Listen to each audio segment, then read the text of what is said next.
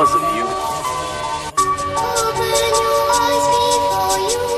We're here because you were there. We've arrived from every corner of the planet to this nation to seek the fulfillment of the promise of America. We were promised a better life in our home countries, where we were told that privatizing water and electricity would make things run more efficiently. Instead, the quality remained almost the same, and the price was increased until it became an unaffordable luxury. Some corporations are more efficient than government, but their motivation is not the health or well-being of the people. It's only about profit. Everything else, their image, their human resources, their public relations only exist to protect the reality behind it.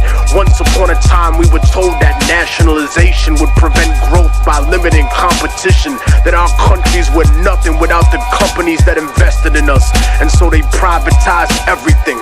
Everything in our country was owned by people that had no connection to our culture, by those who never had our interest at heart. They didn't care about our survival or well-being. They just wanted to turn a profit by raping the land, by exploiting our people, our industry, and our resources. They took everything we built and made it theirs. First by creating racism to justify slavery, building the capital for capitalism. And then when they gave us what they called liberty, everything we had was still owned by them.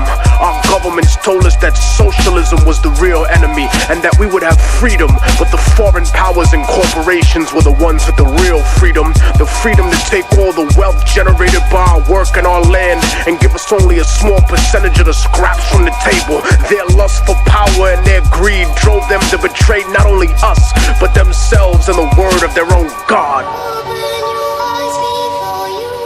And while some used missionaries and donations to offset this abuse, other countries and companies were blatant with their crimes, using war, disease, and sanctions that killed millions. They supported corrupt governments that were almost like the old slave masters in their repression of the people, because their loyalty was to those who enabled them, installed them, and kept them in power. They became the bastard children of American industry, kleptocracies, governments of thievery. They protected the corporations and went to war against their own people to preserve those profits. The puppet rulers were given billions of US tax dollars to fund civil wars, right-wing death squads, execute political dissidents, sympathetic clergy, and even overthrow democratically elected governments. And so the age of revolution began again. They painted it as godless terrorists versus the free world and the free market. But the free market has never been free, because the market does not regulate itself. It is manipulated like a puppet, and it survives because of its image. Destroy the image and the enemy will die. Such is the same in the rap industry, for the major label superpowers treat the underground like the third world. When they need new assets, new artists to prostitute or sign and put on the shelf to use their songs. When they needed new concepts, music, and publishing to steal from producers, they came to the underground, to the third world. They took our culture, our property, and our industry and our resources, even using our own people to help them exploit us. But behind the mask of efficiency they claim that we need to succeed, they're no better than us. Their economic advertisement was always a lie. A few got rich, but most were given an illusion of wealth, almost as if it was designed for failure. Opportunity comes at the price of the soul in the music.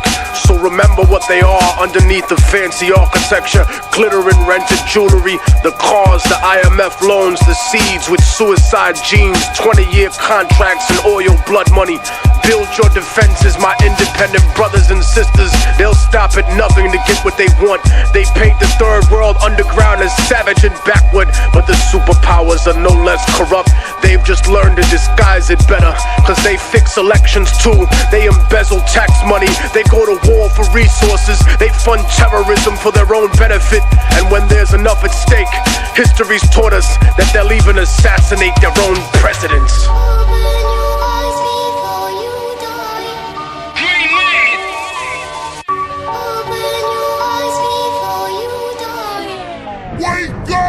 Just as the Columbia, we think, represents man's finest aspirations in the field of science and technology, so too does the struggle of the Afghan people represent man's highest aspirations for freedom. I am dedicating on behalf of the American people the March 22nd launch of the Columbia to the people of Afghanistan.